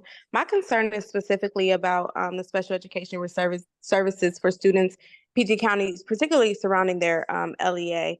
I'm new to this district, new to the area. When I came, he was in infants and toddlers, and I was told, like they had a co-taught preschool, for example. For my particular student, his least restrictive environment would absolutely be in the co-taught classroom. I was told that, and I'm only bringing this up because it's specific to him, but in the initial meeting I had, I was told that there were a lot of parents who had concerns that their child's least restrictive environment was the co-taught preschool, but there just wasn't enough room for it. And because of something called the blueprint, again, I'm not from here, that they weren't able to enroll more students in that space. And so my concern is that there are a number of students who are not in their least restrictive environment, which opens up the district to a lot of litigious actions that could be taken on top of all the things that I've been told by the school and so on and so forth. At this point, he's not in a co-taught preschool and he doesn't have a dedicated aide. And so I've asked specifically, well, where does that leave a student like my student or my child? And that leaves them in a very precarious situation, just having a lot of challenges in school. And so I guess my urge is for the district to either increase the number of co-taught classrooms that they have, which I'm hearing that staffing is a concern, or figure out how to better get the process for dedicated aides to the timeline to reduce, because or else we're putting a lot of stress on teachers to have to engage with students who have particular needs that the teacher may want to, and my son's teacher wants to. There's no way they can do that in a class of 20 students. And it's not fair to teachers, it's not fair to the other students, and it's certainly not fair to the student who has the disability to be put in that situation. So I'm just hoping in some way we can urge the district to either open up more of those classrooms or figure out how to lessen the timeline for dedicated aides. Thank you so much, Amber, for sharing your experience and your thoughts and ideas around that with us this evening. I think the next person on our list might be Michelle Lee. Is Michelle Lee in the session this evening? I see a Michelle, and I just unmuted Michelle. I asked her to unmute. I think that's Michelle Lee. Michelle, can you come off of mute, please? If you're Michelle Lee, just let us know if you're not. Oh, this is not Michelle Lee. Okay. Okay, well, Michelle let's move along. Thank you, Michelle. Jessica Macaulay.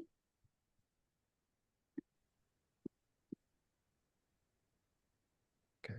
I do not see a Jessica Macaulay here. I do. I think they just came off mute. Hi, Jessica. Hi, thank you. Not a problem. Let me try to put where I can see the timer. So I have a little list here. Thank you for doing this share out. I wanted to share about mediation. After parents go through such a difficult time, often where they've had IEP meeting after IEP meeting after IEP meeting, and they feel like they aren't getting anywhere, they want to exercise their parental rights. When the time comes for mediation, the parent can be told that the legal or counsel for PG County won't attend if the parent doesn't have representation. So this is unfair to parents. We talk a lot about equity. So if you have money to have representation, then you can get the attention of the lawyer. If you don't, then you end up talking to the same people that you've probably been going with back and forth for weeks or months. Moving on, I feel that that parents should be notified of their option for their child to have a dedicated aide right at the beginning of the school year, whether they think their child can have it or not. They just need to know about that. I went for about 6 months before I even heard about it, didn't even know about it, consider myself an educated person. And in February, I learned of that option. And then it was kind of fast tracked. So my child wasted that much time where she needed that aid the entire time. We need to be real. The equity leader on the general call was talking about the highest of highs, but wouldn't say the lowest of lows. So PG County has had some lowest of lows, and they need to say that out loud, embrace it, but be real about it. The norms that you gave in this meeting would be great norms to give at the IEP meetings, because sometimes the teachers and the providers, they go low, and it's just kind of microaggressions that shouldn't be allowed. After school comp time is inadequate, especially for a kindergartner who's been in school all day. Why do they need after school tutoring? So I'll stop and respect time. Thank you. Thank you so much, Ms. Macaulay, for sharing your experiences with us. We definitely appreciate you tonight and being transparent with us. Thank you. Next, we have Mr. Jonathan Posey. I'm going to ask Mr. Posey to unmute, and you can share, Mr. Posey. Hi, good evening. Yeah, I guess, well, my student is a first grader and just starting off with, I guess, a recent diagnosis, and wanted to figure out, how to start the process of getting an IEP and special ed and everything. But, I guess I echo some of the parents that have already spoken. The staffing issues were a problem, just not quite knowing who to reach out to at first. And also just, having substitutes and, temporary teachers until finally, luckily, my student was able to get a teacher fairly recently.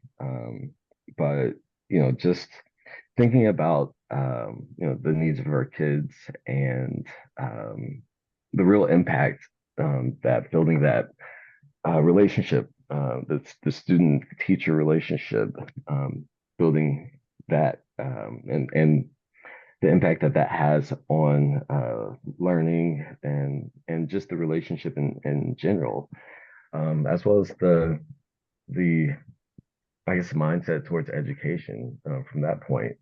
It's just been alarming, to say the least, that it's been such an unfair, not unfair, but undue process. One that's not been very transparent, I'd say. That was one part of my comment. My second is, being from the South, there was always a lot of stigma around special education. I've heard it plus or minus here, as far as children needing IEPs. And I wanted to know what Finish your final sentence, Jonathan. I wanted to know what the county is doing to kind of address and destigmatize special education throughout the community, especially throughout the minority communities. Thank you. Thank you so much, Jonathan. Hearing about your experiences really helps us to grow and improve as a system. Yvette, when you have a moment, if you could drop the link back into the chat again for the parent caregiver form. If you want to fill that form out, if you have specific questions about the IEP process and how to get support for your child, I think filling that form out would be a good idea. And again, thank you so much for sharing. The next person that we're going to call to share is Gay Banks.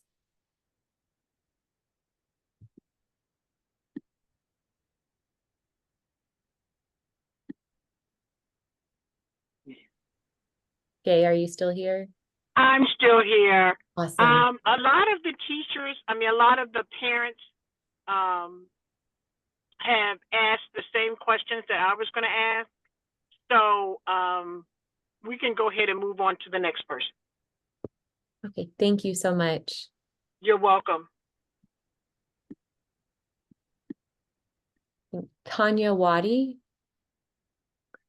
No, Tanya does not look like she's here. I think I'm here. I'm here, Oh, but I you're don't here? have, I I am don't so have any sorry. questions. Okay, I apologize. No problem. I don't have a question. Okay. I think the next person would be Miriam Monroe. You may, Miss Monroe, you're unmuted. Miriam? Can you hear me? Yes. we can hear you. Zoom, right? I'm sorry. So my comment is, I was wondering how or do you all assist parents with a disability, assist their child with a disability? Because I just had an IEP meeting today, and I don't feel like I should have to disclose all of my personal medical information to get a principal or administrator to listen to my questions or the way that I may ask questions, without having to go back through a whole synopsis of this is what I have and this is how it affects me, and so this is how this is gonna. You have to be willing to, and I do know a lot of times when the way I ask questions, people take it as an offensively when I'm just trying to understand. So I want to know, as a parent with a disability, how do I get assistance trying to help my child? Or if even such a thing exists.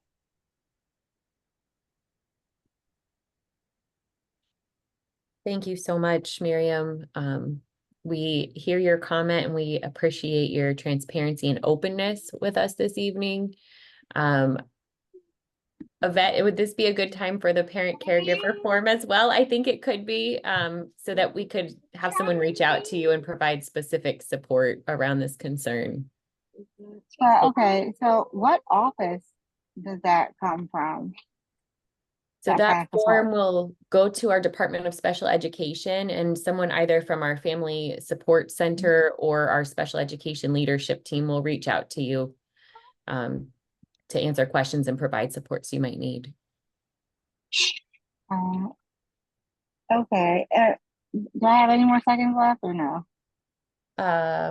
You did have 14 seconds left. I'm so sorry if I cut you off. I'm going to go ahead and rewind a couple So seconds I there. guess you would also, I just don't know that, like, it just seems, my daughter's in a new school, and it just seems like, this is what we're gonna do. Doesn't matter what's really on the IEP. This is what we're gonna do, this is what you're gonna get, and that's it. And that's the kind of attitude I'm getting right now. Take it or leave it, and it's just like, you can't be serious. Thank you. Thank you so much for Okay. being open and sharing your direct feedback with us. We appreciate it. Okay, thank you. Thank you. All Marcia, right. did you see anyone else on our list who's I do. I circled back around and I see Miss, I hope I'm pronouncing it correctly. I see Erin Willis Allen. Hi, good evening. Good It's evening. Iron, but Irene. I'm so sorry. that's okay. That's okay. So my question and concern was what was already addressed about staffing, because I have one son that enter high school this year and one exit high school, and they both need 8. And it's in their IEPs. How can that happen? You know, not just for me, but also for other parents. So thank you so much. We appreciate those comments. As you stated, other parents have brought forth the issue of staffing. So we appreciate you sharing your perspective. The next person I'm looking through, I don't see anyone else that is on the list. I'm circling back around to make sure that we don't miss anyone that registered. You know what, Marcin? I'm just going to go ahead and call the names out and give a couple seconds of wait time just in case someone's here and maybe their name doesn't match what's on the list. So Tara Ben.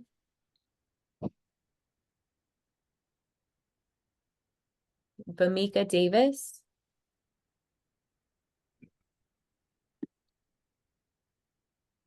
Maria McCollum.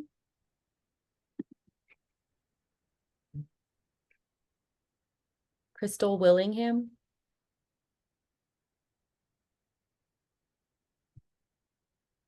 Della Jackson.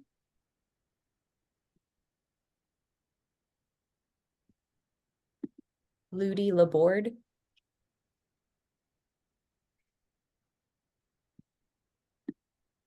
Dejan Boggs.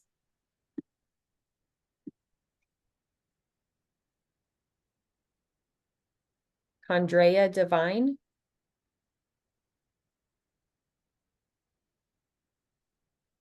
Nicole Clifford.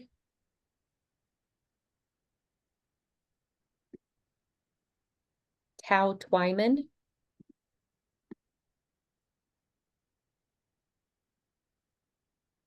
Michelle Lee.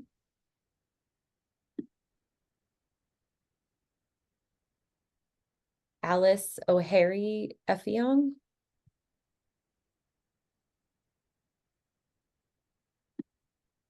Kim Stanley Felder.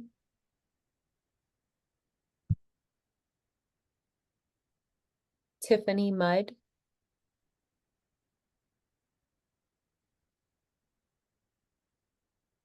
Danielle Jackson.